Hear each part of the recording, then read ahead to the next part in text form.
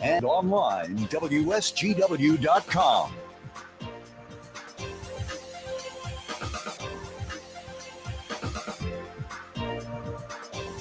A mostly sunny good morning to you. I hope your day is going well for you, wherever you might be. We're having ourselves a good day. Terry Henne here at Radio Center, where we're looking right now at 33 degrees at the airport, 34 here at Radio Center.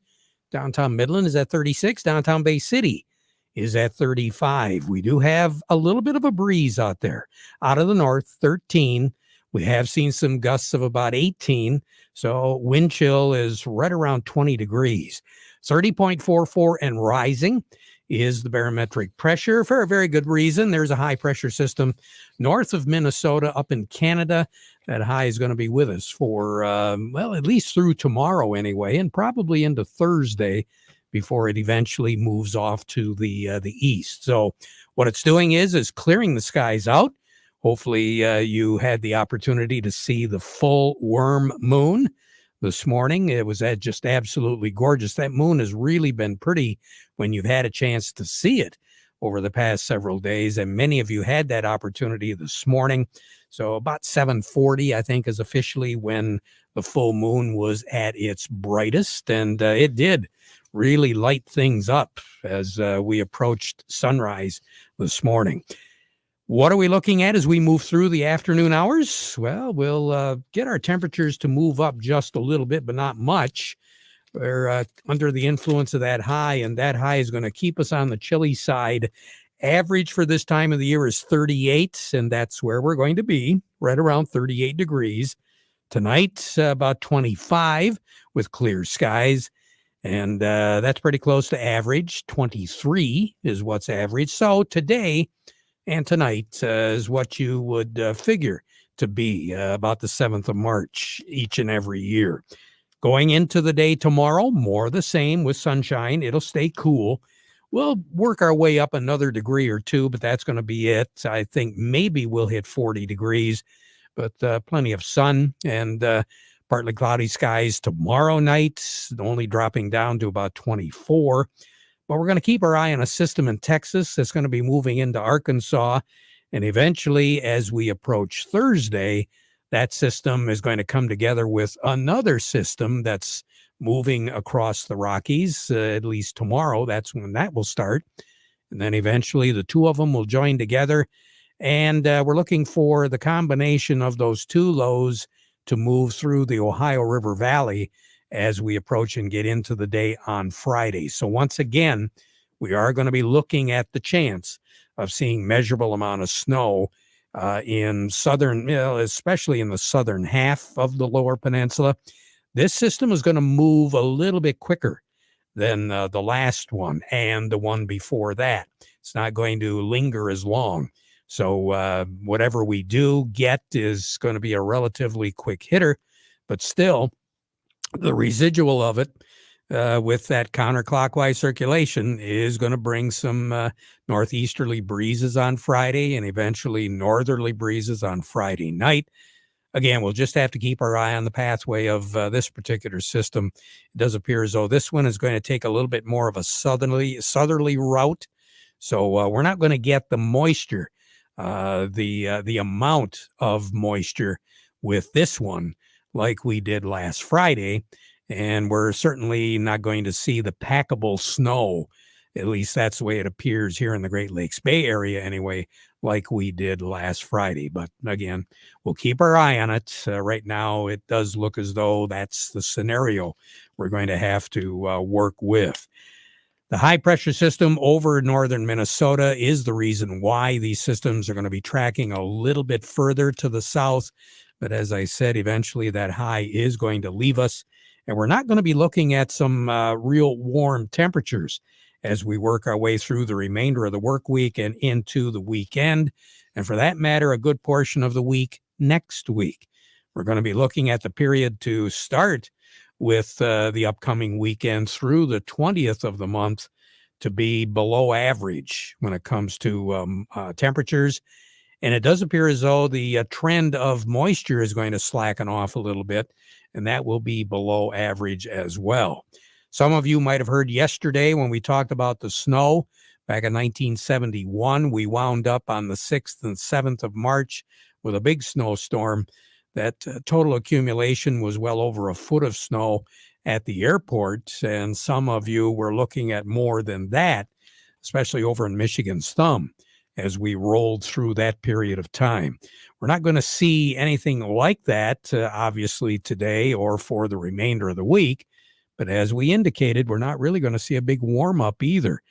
And it's going to take probably till the last week of March before we begin to see temperatures moderate a little bit and more consistently be above average. But by that time, the average high will be over 40, more like 42 degrees. So if we wind up at or above normal on temperatures the last part of March, at least the last 4 or 5 days, we could very possibly be looking at temperatures in the upper 40s, if not 50 degrees. So if you think you got the spring itch before, you're definitely going to get the spring itch as we approach the end of March. Record high in this state is 73. That was set back in 2000. The record low, 7 below zero. That was set in 1978. A year ago on this day, 34 was our high, 29 was our low, and we picked up 2 inches of snow from a system that moved through. Again, this was a very rapidly moving system a year ago. A lot of wind ahead of that particular system, but as we worked our way through the day, it turned out to be a little snow shower, and that was about it. The worm moon is what that full moon was called that you saw this morning. And again, the reason for that, quite obvious. About this time of the year, folklore tells you that the soil begins to release some of those bugs, insects, and in particular, the earthworms. And when we talk to some folks in southern Michigan, and especially down in Indiana and Ohio, that is more of the case for a March the 7th than it is for us here in the Great Lakes Bay area. Speaking of that, we had the opportunity to talk to Matt Smulch this morning, who's president and CEO of Country Mark. Very interesting topic on coffee with corn. If you want to see that presentation and you didn't have a chance to, I think you might be very interested in seeing it, because he talked about diesel fuel and the availability of diesel fuel, and also talked about the electrification process, the projects that are just starting to gather some momentum, and just exactly what is it going to take for us to move into that electrification transportation program, and what the sacrifices could be. So if you want to check that out, you can go to the Farm Service Facebook, WSGW Farm Service Facebook, and it played from 8 until 9 this morning. So you'll be able to take a look at the entire presentation and see what Matt Smulch with Country Mark had to say about a lot of those issues. And again, very interesting if that is something that you'd like to know a little bit more about. Speaking of liking to know a little bit more about what's going on, when we return, Doug Klein will be joining us. We'll get the latest from him as far as the markets go. And a little bit later in the program, we're going to talk about a report that Eric Pfeiffer filed with Michigan Ag Today as it reflects on the supply chain issue. If we still have that problem, or it's not quite as bad, well, we'll get a little bit more information from Eric on all of that. But before we get to that, we want to remind you, the weather forecast brought to you by the folks at Nutrien Ag Solutions. Nutrien Ag Solutions has the local expertise to recommend the corn, soybean, and other seed products that are the best fit for your field. Plus, unparalleled agronomic support with products and services to unlock yield potential and improve crop performance from planting to harvest. Ask about our financing options to help you get more from every acre and lead the field.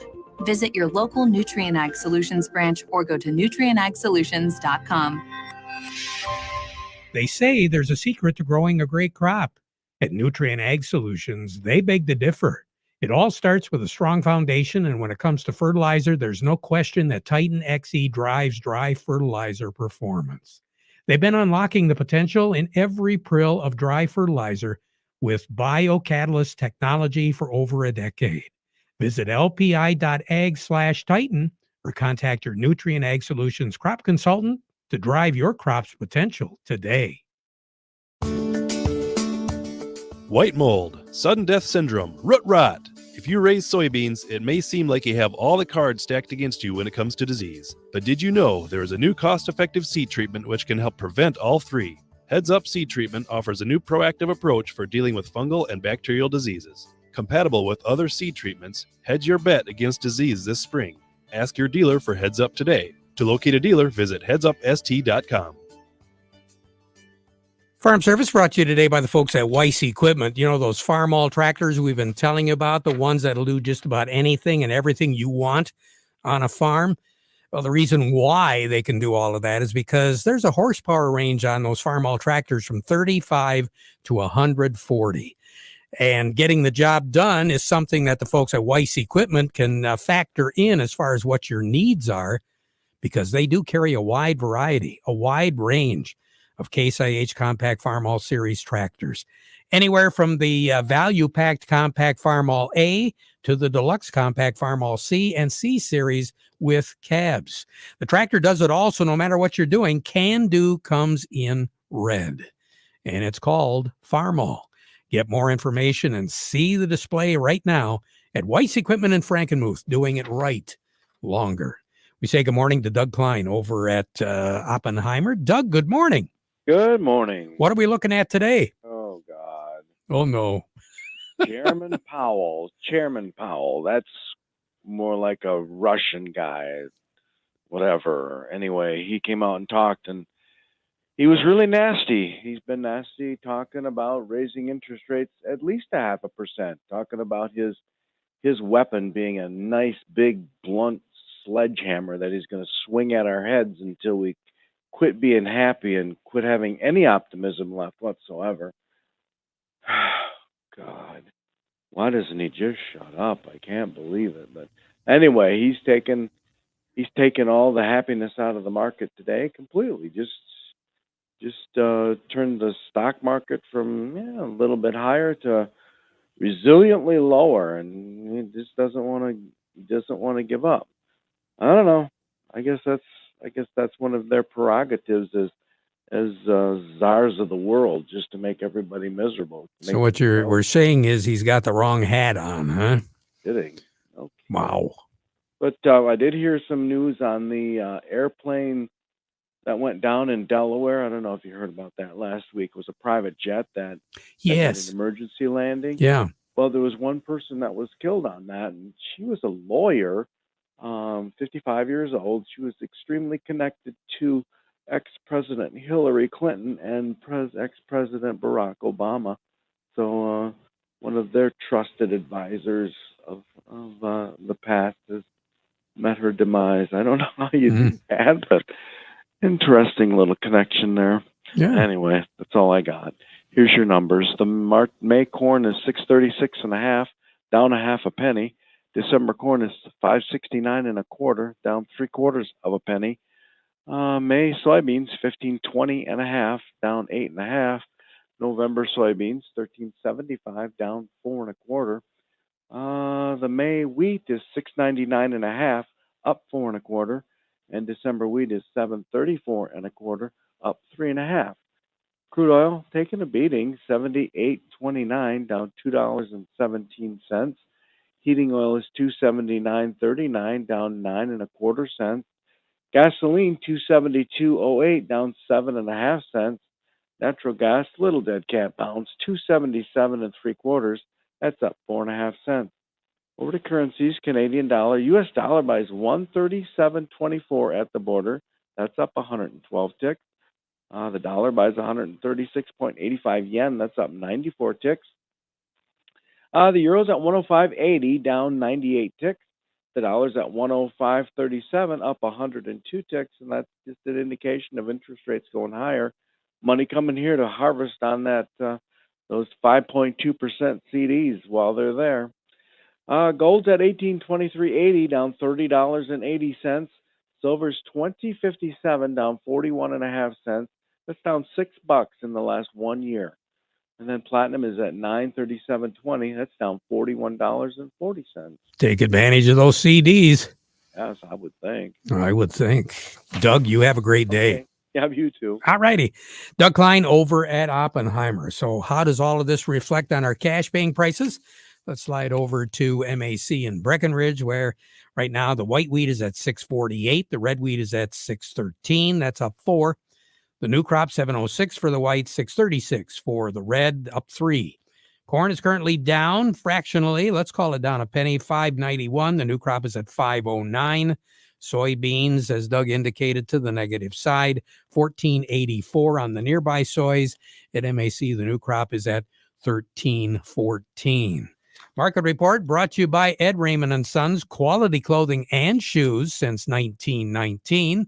If you're talking Carhartts, Red Wing shoes and boots, Stormy Cromer accessories, and a whole lot more, you should be stopping by 151 West Broad Street in Chesaning. That's Ed Raymond's. For more, just go online, edraymond's.com. And by Quality Roasting of Reese, offering competitive, consistent prices for your soybeans. Give them a call for a quote today. We say good morning to Jerry Samalski, Bay Landscaping and Garden Center in Essexville. Nice day to be doing some things outside, at least today and probably tomorrow, Jerry. Yes, it is, Terry. The worst work today with the Saginaw Valley Nursery and Landscape Association. All the leaders in the landscape and industry is meeting today, and we're planning out our year as we go through for our events that we're going to have, training for our employees and whatnot. So as much as we talk about planning, it's true, and we do it. Everyone should be doing it. So if you can get out and pick up some sticks and do some things if the snow's gone, it's starting to get to be a little bit more pruning time. You can do that again, but there's no shortage when it comes to planning. You can never plan too much, get everything right. So when everything breaks, you're ready to go. Again, we talked about having your lawnmower ready yesterday. Let's just get ready to go. When spring hits, we can get everything done as efficiently as possible. I guess I'm just kind of curious. This is kind of a different topic, but it has been a topic of conversation for probably the last 2.5 years. Employment, folks working at different businesses. It's been difficult. And I have to think, as far as the landscapers are concerned in your business, it's been an issue as well. How are you dealing with that right now, Jerry? Everybody's having that issue, Terry. You're right. Labor is a shortage. Everybody, I think, wants to be sitting in an office and working with a computer. And a lot of our work, even though we have all kinds of equipment, is still laborious. And so it's a little bit difficult. But we're going out to the school districts and the school systems and trying to, not everybody's meant to be inside. Some people want to be outside and work with their hands. Those are the kind of guys we're looking for. And so even the trades are having the same issues as we are, and we're all in competition for the same people. It depends on if you want to work with live trees or dead trees. You want to be a landscaper and a arborist, or you want to be a carpenter. So it's good stuff. There's a lot of ability to learn on all the trades, but it's a struggle. And we're fortunate, at least, to have a land-grant college here in Michigan that there's the potential of being able to grasp some of those people. Yeah, Terry, a lot of the people at the land-grant university are looking at other fields in agriculture, and nursery landscape that program is not doing as well as you like to see it. It's there and functioning, but the numbers within that program are not what they could be. Yeah. So we're working, trying to promote that as well. All right. Good information. Jerry, you have a great day, okay? Thanks, Jerry. You bet. Jerry Samalski, Bay Landscaping and Garden Center in Essexville. Last year's fertilizer cost too much. This year's fertilizer still costs too much. So maybe next year, instead of paying whatever the market dictates, you should find a new source. Source from Sound Agriculture unlocks more of the crop nutrients that are already in your soil, so you can use less fertilizer and capture the yield you count on to turn a profit. I said to turn a profit. That's more like it. Learn more at sound.ag. Dairy and cattle producers with input prices at all-time highs, it is time to get serious about maximizing profits using contract sales and risk management tools. Register now for the Ag Profit Strategies Workshop, which is going to be Tuesday, March the 14th from 9 until 2:30 at Zender's Restaurant in Frankenmuth. And if you've been farming less than 10 years, you can receive a $250 travel and expense allowance. Register free for the Ag Profit Strategies Workshop, March the 14th in Frankenmuth at Zender's by going to nationalfarmers.com/agprofit. Supply chain issues. What's the latest? Eric Pfeiffer with Michigan Ag Today files this report. Supply chain issues. I don't know about you, but I'm getting a little tired of hearing those words. It's all we heard about in 2021 and 2022. Unfortunately, some issues still persist. One of the main metrics for railway service quality is unfilled grain car orders, the number of cars a shipper ordered but didn't receive. Danny Munch is an economist with the American Farm Bureau Federation. He says the data shows shippers are waiting a long time to get the grain cars they need. So far in 2023, average weekly unfilled grain car orders, 1 or more days overdue, have numbered over 16,000 a week. That's up 54% from last quarter and 54% the same magnitude from quarter one of last year. Of those record unfilled orders, 1 or more days overdue, almost 75% remain 11 or more days overdue. Munch says currently, winter weather is the biggest challenge. Most of the issues we're seeing in unfilled orders are concentrated in the upper Midwest in states like North Dakota and Minnesota. The region has faced intense snowstorms in the first part of the year, which makes moving those cars more difficult. Those weather events are usually more short-term, and we hope those subside as spring comes along. And labor remains a major hurdle for railways. Most railroads are still below pre-pandemic employment levels by about 3 to 5%, which makes it difficult for them to increase capacity. Luckily, though, those numbers are still getting better, still better than the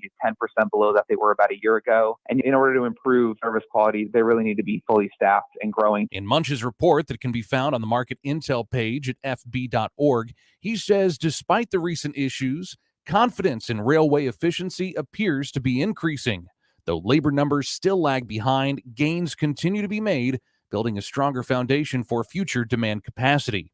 His report also suggests that overall supply chain pressures are easing, sending a positive signal to farmers revving up for a new marketing year. Along with me right now, Steve Anderson at Baird & Company. Steve, got a little indication that New York isn't doing all that well today. What's going on?